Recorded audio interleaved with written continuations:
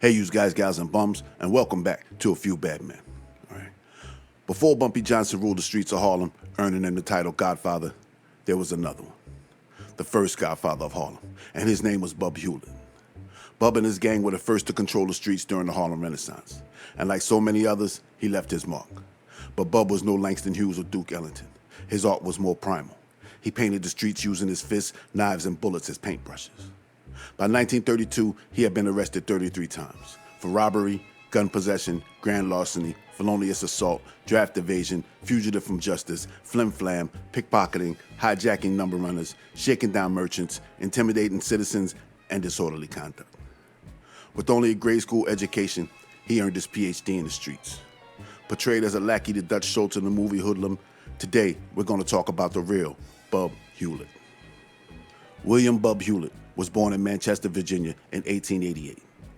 As a child, his family migrated north, first stopping in Philadelphia before settling in Manhattan's Hell's Kitchen neighborhood in 1902. From a youth, Bub was tough and good with his hands. Sturdily built, with fists the size of hams, he soon became known in the streets of Hell's Kitchen as a knockout artist. Like Hell's Kitchen, West Harlem at the turn of the century was full of Irish. But when the first black families moved in, the Irish moved out. More and more black people from New York and the southern states began to move to Harlem until it became a predominantly black neighborhood. At first, the property and shop owners didn't mind. They were able to charge a black family more than they did an Irish family. The shop owners kept the prices high and made a good profit.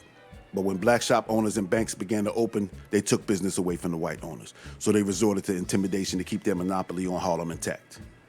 They brought in Irish thugs to smash windows, throw stink bombs, and beat up shop owners who refused to shut down. But these shop owners were not going to take this lying down. They recruited some of the toughest black men they knew to fight on their behalf. Bub had been one of the first wave of black folks into Harlem in 1910, and his reputation came with him.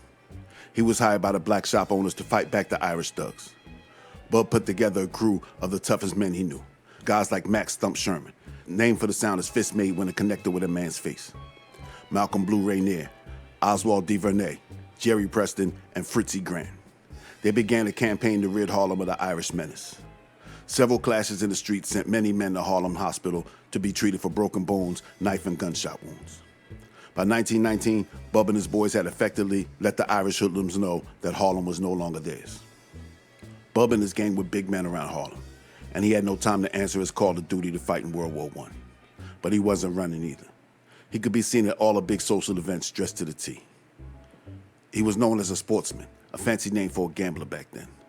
But if Harlemites thought that they were done being extorted, they were wrong.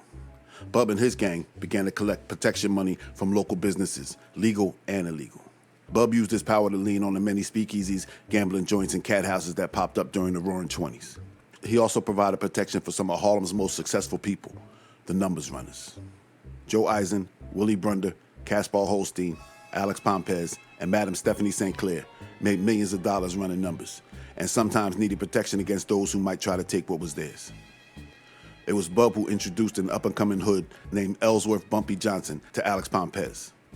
Bumpy would go on to save Pompez's life one night when he cut a would-be robber to shreds with a switchblade, before going on to become the Queen's main muscle. Bumpy and Bub met when Bumpy was around 16 years old. According to Mamie Johnson, Bumpy's wife, who wrote a book on his life, Bub was on his way to a new store at 148th Street to offer his services to a new customer. But to his surprise, the grocer said that he was already paying protection. Bub said to who? And the black owner pointed outside and said to him. Bub turned and saw that Bumpy was leaning against his black Lincoln. He went outside and said, "Get off of my car. You know who I am?" Bumpy raised up and said, "Yeah, I know. You're Bub Hewlett. Now I'm off your car. Now get off of my block." Bub said, "Your block? How the hell is it your block?" "'Cause me and my boys claimed it. Or at least we claimed this store. You and your boys got most of Harlem tied up, and now that there's a new one, this one is ours." Although he could have hurt the scrawny Bumpy, he liked the way he carried himself. He allowed Bumpy and his boys to have the place for a cut. He would take the young Bumpy under his wing and teach him the finer points of being a criminal. Bumpy and Bub made a formidable combination. Anyone with any sense knew not to get on their bad side. In 1924, a man named William Miller didn't get the message.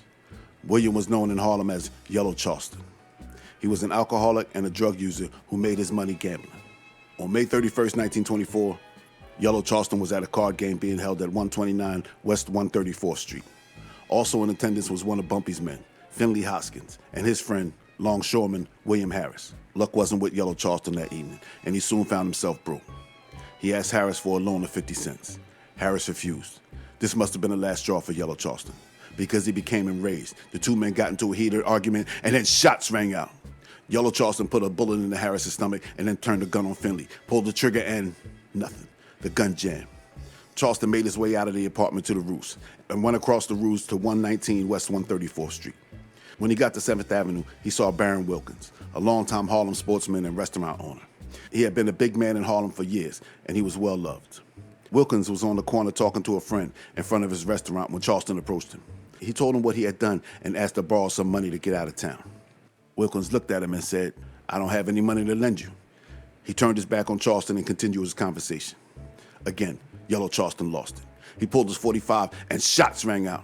Charleston shot the 57-year-old Wilkins 4 times in the stomach, wrist, and head. Wilkins swayed but never fell to the ground. He stood holding his head until screaming witnesses brought the police. But Yellow Charleston was already in the wind. Both Harris and Wilkins would be taken to Harlem Hospital, where they would both die of their injuries. Yellow Charleston got out of Harlem and hid in New Jersey. Wilkins was a longtime friend of Bub, and Finley was Bumpy's right-hand man. The two got together and went looking for Yellow Charleston. When Charleston heard that Bub and Bumpy were looking for him, he went back to New York and turned himself into the police. He would be found guilty of both murders and would die in the electric chair in February 1926. In 1927, Bumpy went away to Sing Sing for assault. A few years prior, Bub started a bail bonds company with a man named Chauncey Highland, known as the H&H Financing Company, located at 236 West 135th Street. But Bub was a crook by nature, and he couldn't stop committing crimes even in a legitimate setting. In March of 1927, James Dodson came to H&H to secure a bond for his friend, Austin Taylor, being held on $500 for a bootlegging charge. Dodson turned over his bank book to H&H as security. When he went to the bank to see if the book had been returned, he found that his entire account of $750 had been withdrawn. Bub and Highland were arrested for grand larceny, and Bub would get off on a suspended sentence. Bub was the biggest man in Harlem, or at least the biggest crook. He drove the latest Cadillacs and Lincolns and could be seen in the hottest nightclubs and speakeasies. And like most gangsters, he loved boxing, and he managed several prize fighters.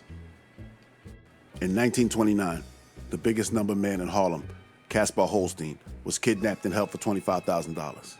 2 days later, his ransom was paid and he was released. But word got back to the authorities, and Bub was arrested as part of a roundup of all the major crooks in Harlem.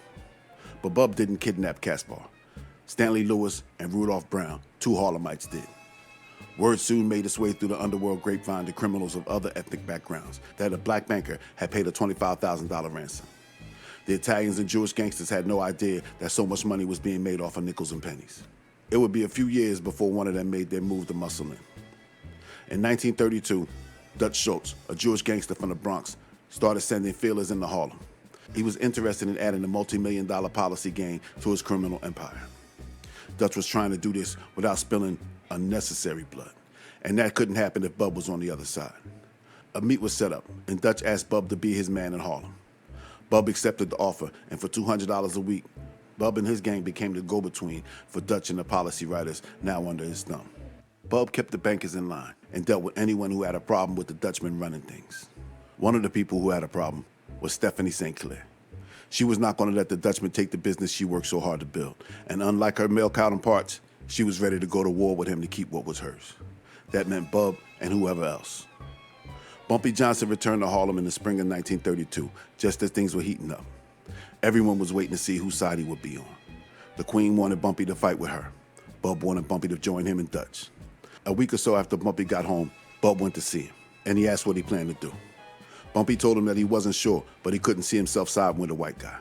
He told Bub that he would get back to him. After some consideration, Bumpy came to see Bub and told him that he was going to work with the Queen. "You know you'll be going against me and my boys." Bump said, "I know." "You're making a big mistake," Bub said. Dutch was going to take Harlem, and the Queen ain't long for this world. Bumpy said, "We'll see about that." And the two men parted peacefully. "I'll see you around," said Bub. "Not if I see you first," said Bumpy. The particulars of the events that unfolded over the next few weeks are not available. But according to Mamie Johnson, both Bump and Bub were wounded, and they had the bullet scars to prove it. Bub wouldn't be in the war long.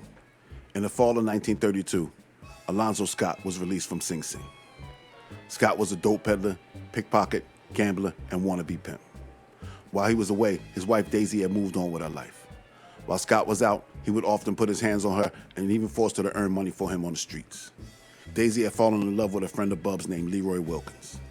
Scott wasn't happy about this, and he tried to force his way back into her life. Wilkins went to Bub for help. On December 15, 1932, Alonzo Scott was in his apartment at 17 Market Street in Newark, New Jersey, when there was a loud knock at the door. He opened it to find Bub Hewlett, Blue Rainier, and Fritzy Grant standing there. Bub told him, "You better stay away from your wife Daisy if you know what's good for you, understand? If you don't, something's gonna happen to you." Scott said, "What do you mean?" "Just what I said. Stay away from her. She don't want you no more." "Says who?" said Scott. "Never mind. You just do as you're told. She likes Leroy now, and she don't want you hanging around. Now be a wise guy and stay away from her." Scott puffed his chest out and said, "Is that so? Well, let me tell you something. Daisy is my wife, and I don't give a good damn about you, Leroy Wilkins, or anybody else. I'll see her as much as I want, when I want, until she tells me she don't want to see me anymore and she wants that guy Wilkins." Bub said, "Oh, is that the way you feel about it? Well, come on, let's go tell that to Wilkins. If it's okay with him, it's okay with us. If he tells us to lay off, we'll lay off." The four men drove to Harlem and found Wilkins in the pool room on Lenox Avenue. Scott jumped right in Wilkins' face. "If you think you can scare me away from Daisy, you better think again. Daisy is my wife, and I'll see her as much as I damn want, and not you or any other son of a bitch is gonna stop me. When she tells me she's through with me, then I'll stop. And you can take that as you please." Scott turned, left the pool room, and made his way back to New Jersey. 2 days later, he was leaving the speakeasy in Harlem on 140th Street, when a man came up from behind him and grabbed him in a bear hug, pinning his arms. Then Bub, Blue, and Fritzy appeared out of nowhere. "Didn't we tell you to stay away from Daisy?"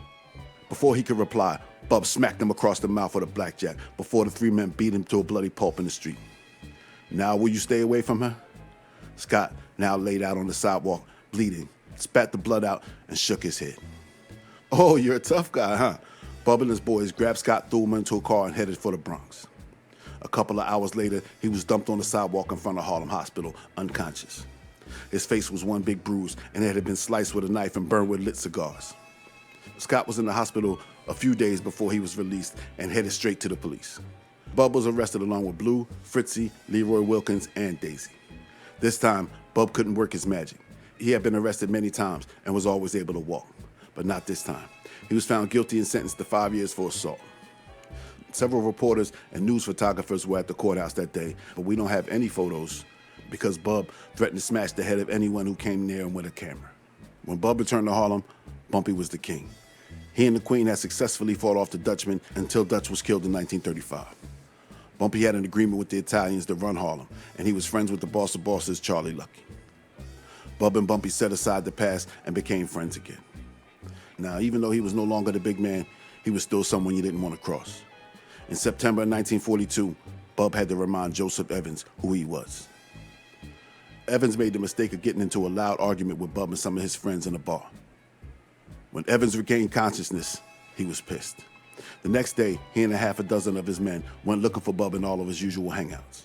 Late that night, they found Bub and his friend, Manuel Percy, in front of a bar and grill at 317 Lenox Avenue. They pulled the car to the curb. Evans hopped out, and shots rang out. Several shots were fired. One grazed Bub in the head, and one hit Percy, killing him instantly. Bub would survive, and Evans thought that he would have a better chance with the electric chair than having a pissed-off Bub Hewlett looking for him. So he turned himself into the police. He would eventually be found guilty for the murder of Percy. Despite his violent reputation, Bub was a loving husband, and he kept his street business in the streets, and he made sure that his wife Flora and children were taken care of. He made sure that the kids didn't have to struggle like he did. His 3 children went to private schools. 2 boys became doctors, and his daughter earned a master's in psychiatric sociology. On June 27, 1949, William Bub Hewlett died peacefully at the age of 61. His funeral was attended by anybody who was anybody in Harlem and beyond. He was loved by everyone. Well, not everyone. Bub left a checkered legacy in Harlem. He made the streets safe from the Irish for the black folks to walk. He then turned around and extorted those same black folks, and he sided with the Dutchman against the black number runners. He helped feed the poor and was charitable, but there were many men who woke up in Harlem Hospital wishing they never met him. And that, my friends, is the skinny on Bub Hewlett, the first Godfather of Harlem. I hope you enjoyed the story as much as I enjoyed telling it. I hope you learned some things about Bub you didn't know. If you didn't know about Bub, I'm glad I can introduce you to a new gangster. All right, so if you're new here to A Few Bad Men, a few things you got to do if you want to join the gang. First thing you got to do is you got to bump off that subscribe button. All right, second thing you got to do is you got to break that thumb. Third thing you got to do is you got to ring that bell and set it for all notifications. That way you don't miss nothing. And if you trust in this algorithm, you might not get notified of the video drop. All right, so this has been A Few Bad Men. Keep your nose clean and don't take any wooden nickels. I see you in the funnies.